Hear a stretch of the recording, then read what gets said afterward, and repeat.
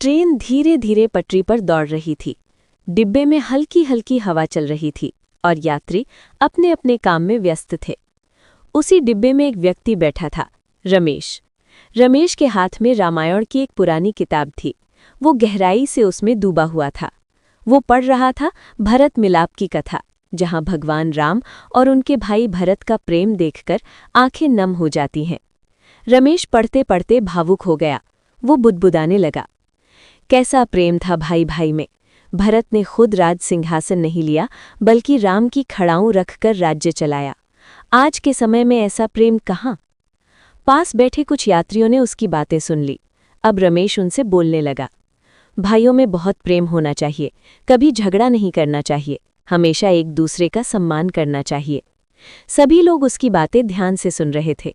उन्हीं में से एक युवक था, दिनेश।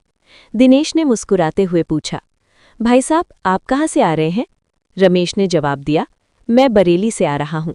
दिनेश ने फिर पूछा, वहाँ क्या काम था आपका? रमेश थोड़ा झिझका, फिर बोला, बस अपने भाई के साथ जमीन का मुकदमा चल रहा है, उसी सिलसिले में गया था। ये सुनकर कुछ देर के लिए वहां सन्नाटा छा गया। दिनेश और बाकी यात्री एक दूसरे की ओर देखने लगे। अभी कुछ देर पहले जो व्यक्ति भाई भाई के प्रेम का उपदेश दे रहा था, वही अपने भाई से जमीन के लिए लड़ रहा था। दिनेश ने धीरे से कहा, भाई साहब, बातें तो आपने बहुत अच्छी कही, लेकिन अगर वही बातें आप अपने जीवन में भी उतार लें तो शायद मुकदमे की जरूरत ही ना पड़े। रमेश के पास कोई जवाब नहीं था। वो चुप हो गया और खिड़की से बाहर देखने लगा। दूसरों को ज्ञान देने से पहले खुद अपने जीवन में उसे अपनाना जरूरी है।